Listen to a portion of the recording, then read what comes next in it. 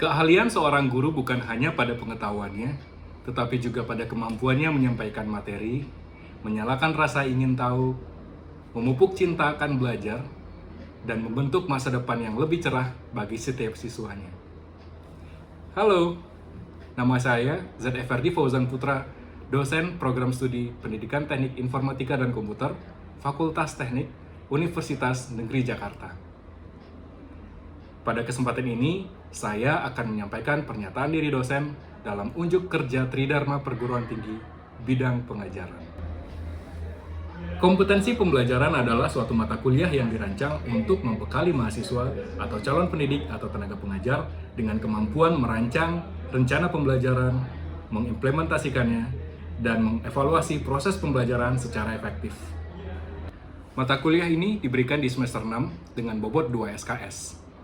Mahasiswa yang mengikuti mata kuliah ini sudah harus lulus mata kuliah prasyarat, yaitu perencanaan pembelajaran. Di dalam mata kuliah ini, mahasiswa akan menguasai seluk-beluk manajemen berbasis sekolah, berbagai strategi dan model pembelajaran, dan keterampilan mengajar. Mahasiswa akan terlibat dalam berbagai aktivitas seperti diskusi berkelompok, kemudian pengembangan rencana pembelajaran, serta praktek mengajar di depan kelas alias micro-teaching. Tujuan akhir dari mata kuliah ini adalah agar mahasiswa sebagai calon pendidik mampu menerapkan teori dan prinsip pembelajaran di dalam konteks nyata untuk meningkatkan hasil belajar siswa. Mata kuliah ini menerapkan pendekatan student-centered learning secara tatap muka. Adapun metode yang saya gunakan adalah metode ceramah, diskusi, presentasi, praktek, dan juga project-based learning. Adapun capaian pembelajaran mata kuliah atau CPMK pada mata kuliah ini disampaikan selama 1 semester. Di antaranya, yang pertama, mahasiswa mampu menjelaskan teori dan konsep manajemen berbasis sekolah. Yang kedua, mahasiswa mampu menjelaskan teori dan konsep belajar dan pembelajaran. Yang ketiga, mahasiswa mampu membedakan jenis-jenis model pembelajaran. Yang keempat, mahasiswa mampu mempraktekkan keterampilan dasar mengajar.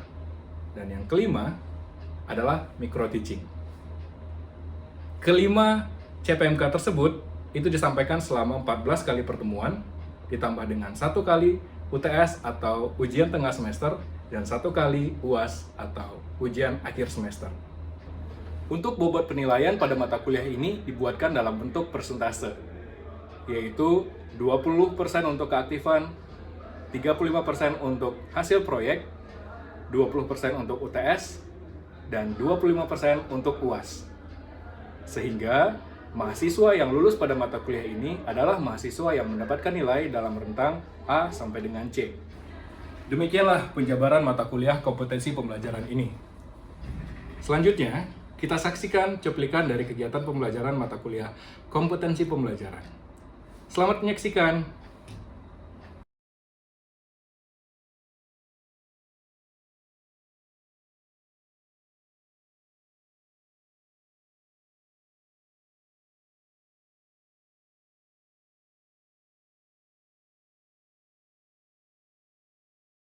Assalamualaikum warahmatullahi wabarakatuh.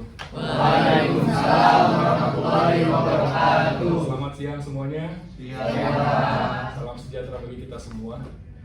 Hari ini pertemuan kita yang kedua akan masuk ke materi tentang belajar dan pembelajaran. Pada minggu lalu kita sudah mempelajari tentang manajemen berbasis sekolah. Nanti akan saya tanya ulang. Tapi sebelumnya marilah kita berdoa dulu kepada Tuhan Yang Maha Esa. Semoga diberikan kelancaran, dilapangkan hati dan pikiran untuk menerima hal yang baik. Berdoalah menurut kepercayaan masing-masing, dimulai dari sekarang.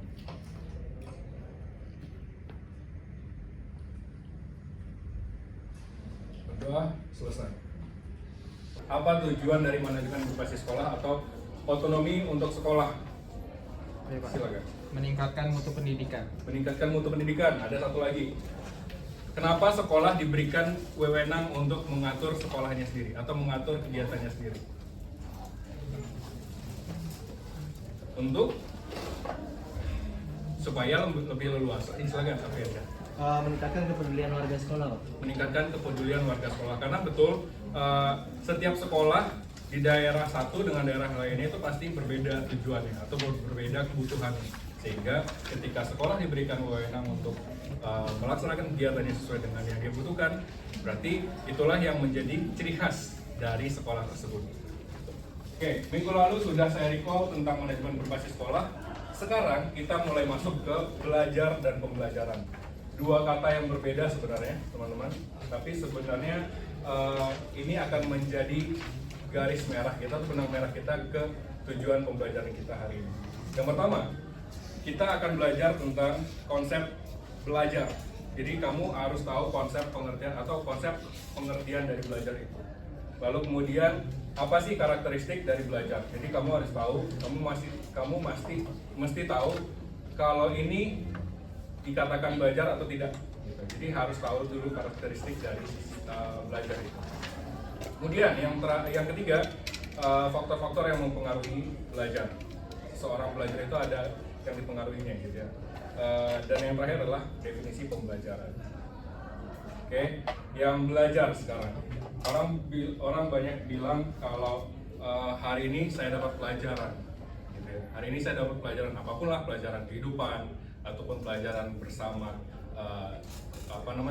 sesama teman atau belajar sama apapun itu.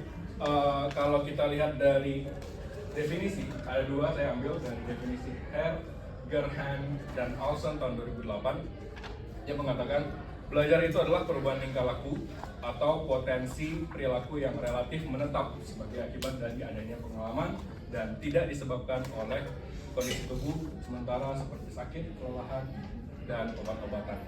Jika kita ambil kesimpulan, belajar itu adalah perubahan perilaku atau potensi perilaku yang relatif menetap sebagai hasil dari latihan atau pengalaman. Kamu punya definisi sendiri nggak terkait dengan belajar ini? Jadi keywordnya, kalau saya suka kasih tahu keywordnya adalah perubahan tingkah laku yang menetap. Jadi teman-teman harus ingat tingkah laku kita dari yang buruk misalnya berubah menjadi baik. Tapi ini menetap. Jadi misalnya dari tahun 2022 dia orang yang buruk atau bad temper gitu misalnya. Kemudian dia ada sesuatu yang membuat dia belajar, dia berubah menjadi baik sampai ke 2000 misalnya sampai dia meninggal. Jadi dia menetap, tidak akan berubah. Bagaimana? Ada pertanyaan untuk definisi pembelajaran? Definisi belajar? Cukup? Cukup. Next, karakteristik belajar. Di sini ada 5 nih teman-teman.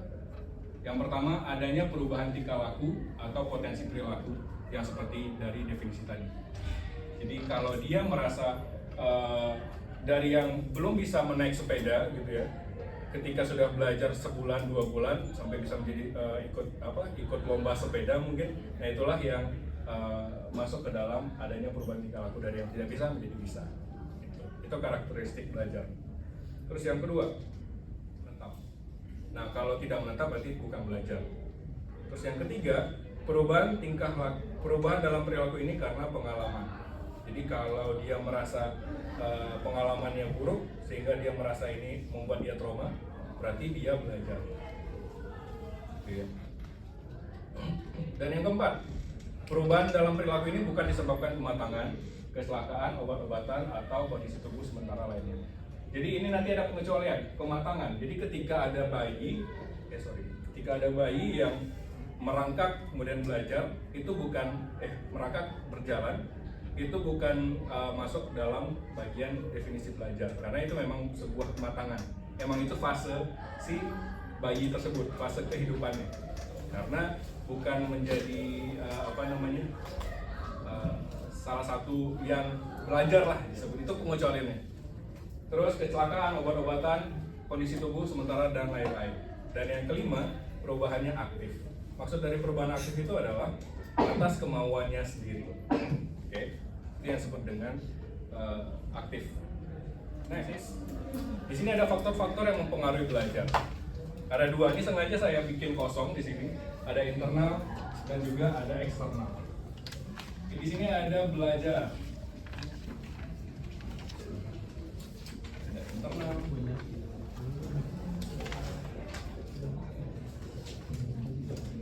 Ini ada eksternal.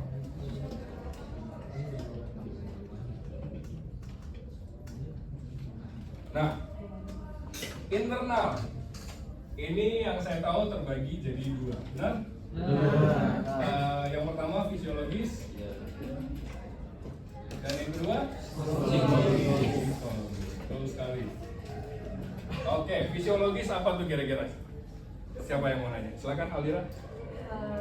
Si seorang yang lagi belajar ini merasa dirinya sehat, tidak cacat, jadi dilihat dari dalam diri dia. Oh, oke. Berarti fisiologis sehat dan kurang sehat. Iya, Gitu? Iya sehat, kurang sehat, cacat. Jadi, seseorang yang sehat ini akan sangat mempengaruhi dia belajar. Ya, ketika dia merasa fit, semuanya akan masuk ke dalam otaknya. Biasanya seperti itu. Beda dengan orang yang kurang sehat atau tidak sehat. Kalau yang cacat itu masuk kemana? Ke psikologis atau fisiologis? Fisiologis. Ini di mana? Masuk di sini? Iya. Berarti tidak sehat ya? Belum tentu. Belum tentu kan? Apa dong namanya? Faktor yang kedua cacat tubuh di sini.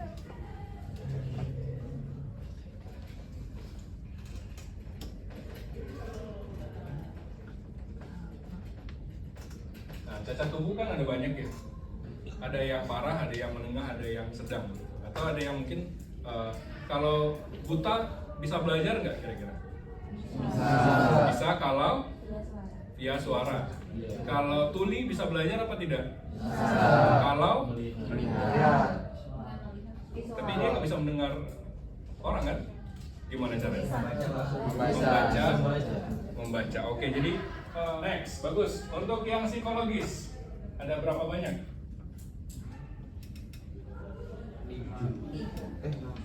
3, 6, 7. Yang pertama apa? Motivasi. Terus yang kedua? Minat dan usaha. Yang ketiga? Kecerdasan, keahlian, Bakat. Bakat dulu. Terus? kecerdasan, Kecerdasan. Intelijensia ya. Kecerdasan. Terus yang kelima? konsentrasi belajar, Konsentrasi. 6. Kematangan dan kesiapan.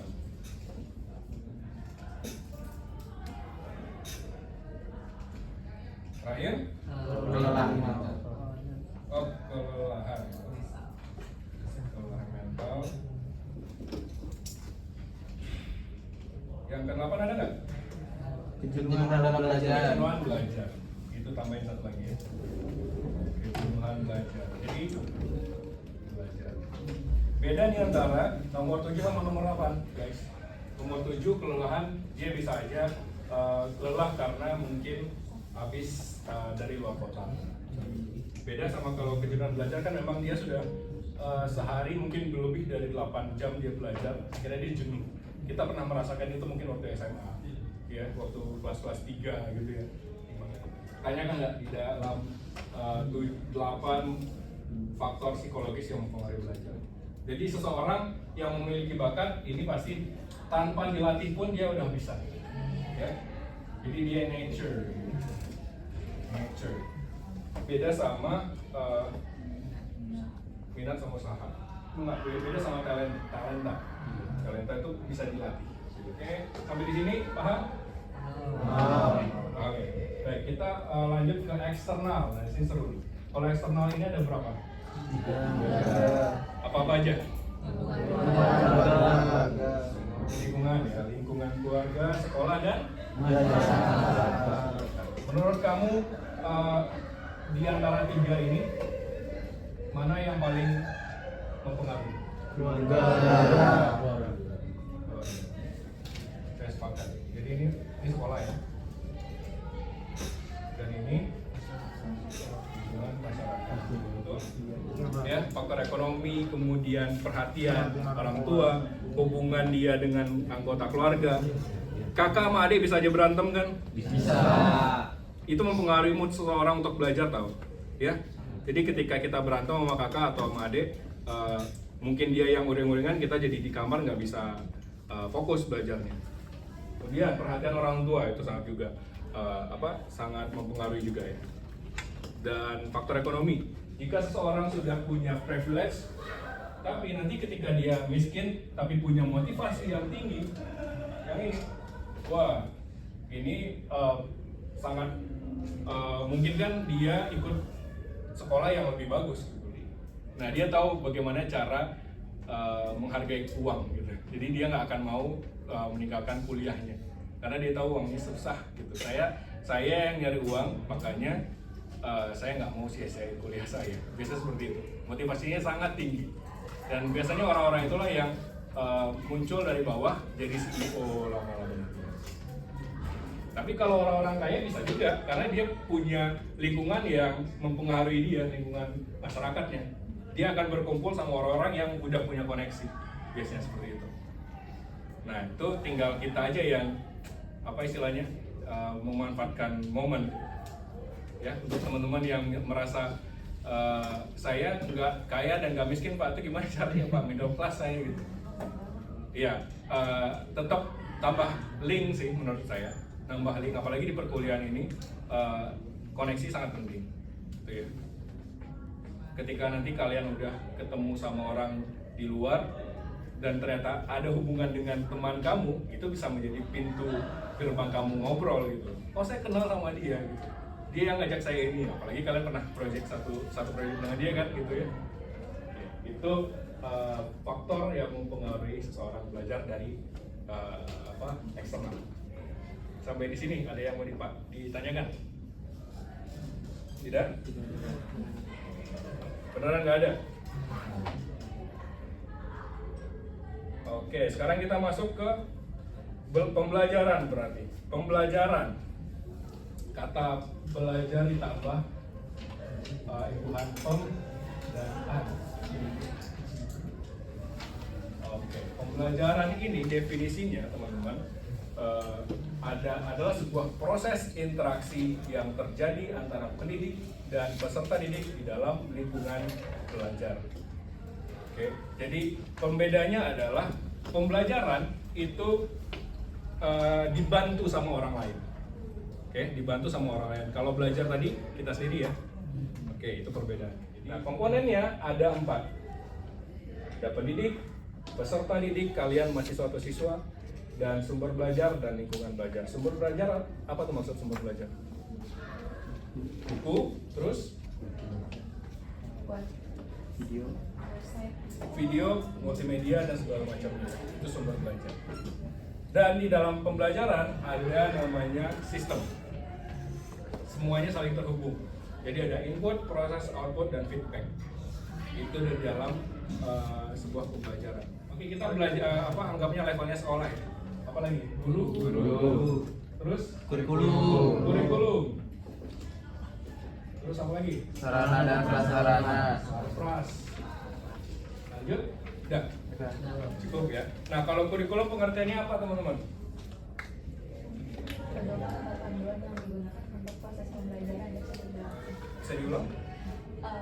Pedoman atau panduan yang digunakan untuk proses pembelajaran tersebut. Oke, panduan atau pedoman yang dirancang oleh satu sekolah atau guru untuk diimplementasikan pada saat belajar, proses pembelajaran gitu ya. Jadi memang itu sebuah kerangka yang membuat kita menjadi tidak hilang arah. Kurikulum yang ciptain siapa? Pemerintah. Lalu nanti diserahkan ke sekolah. Jadi waktu MBS yang manajemen berbasis sekolah, saya bilang visi misi siapa yang nyusun? Kepala sekolah. Nah, nanti di kepala sekolah itu dia akan nyusun biasanya kurikulum ini yang dikasih. Apa komponen dari kurikulum? Ingat? Coba ingat yang waktu kalian belajar perencanaan pembelajaran, komponen dari RPP. Betul? Metode pengajaran, apalagi tujuan pembelajaran, kompetensi dasar, indikator pencapaian. Oke, itu yang disebut dengan komponen dari kurikulum. Terus masuk ke proses. Kalau proses ngapain tuh? Materi. Pemberian materi ya. Pemberian materi, kemudian mengimplementasikan metode belajar. Apakah dia ceramah seperti saya sekarang, ataupun diskusi, ataupun simulasi ataupun demonstrasi dan segala macam. Kemudian apa lagi? Media pembelajaran. Media apa? Pengertian media? Alat yang digunakan untuk membantu guru dalam proses pembelajaran. Lalu apa lagi yang terakhir? Evaluasi. Ya harus dievaluasi lah. Ya. Maka terjadi proses. Nah, outputnya apa? Nilai, kemudian keahlian dari siswanya. Jadi memang outputnya peserta didik atau siswa dengan kompetensi tertentu. Jadi kalau misalnya kalian mengajar nanti multimedia, berarti outputnya adalah dia bisa membuat multimedia 3 dimensi apapun gitu. Mungkin di games atau di film gitu ya. Dan feedback. Nah, feedback ini penting nggak menurut kamu? Apa tujuan dari feedback? Saya panggil ya Damar Dwi. Feedback itu bisa pemberian saran, terus ada nilai, ada masukan juga. Berarti pemberian Saran dan masukan Pemberian saran dan masukan dari siapa ke siapa? dari siswa ke guru. Guru ke siswa enggak? Guru dan guru ke siswa. Oke, kebalikannya ya. Berarti kayak kalian mengisi edom evaluasi, dosen mengajari. Apa sih kepanjangannya? Nggak tahu. Jadi kayak gitu. Jadi siswa ke guru ada, guru ke siswa juga ada. Gitu ya. Sehingga kelihatan nih kemampuan siswa ini meningkat atau enggak. Oke. Nah, ini sepertinya mau saya jadikan bahan diskusi untuk kamu di minggu depan. Giliran guru nih sekarang. Tadi kan kita ngebahas siswa. Apa faktor-faktor yang mempengaruhi guru belajar? Tekanan atasan. Oke. Ada yang mau ditanyakan terkait dengan materi kita hari ini? Cukup? Oke. Nah, ini untuk next week kita akan mempelajari model-model pembelajaran. Ada 6. Sebenarnya banyak sih model pembelajaran ini, ada banyak. Tapi yang paling umum digunakan itu ada cooperative learning, project based learning, problem based learning, game based, discovery sama recovery. Nanti akan saya bagi tugas ke per kelompok untuk membahas dan mendiskusikan dan mempresentasikannya. Oke, dari saya cukup sekian teman-teman. Terima kasih atas perhatiannya. Marilah kita mengucapkan puji syukur kepada Tuhan Yang Maha Esa. Alhamdulillah, Rabbil Alamin. Terima kasih banyak atas perhatiannya. Mohon maaf apabila ada hal yang kurang berkenan. Assalamualaikum warahmatullahi wabarakatuh. Waalaikumsalam warahmatullahi wabarakatuh. Terima kasih. Demikianlah video pernyataan diri dosen dalam unjuk kerja Tridharma Perguruan Tinggi bidang pengajaran yang dapat saya sampaikan. Terima kasih banyak atas perhatiannya. Wassalamualaikum warahmatullahi wabarakatuh.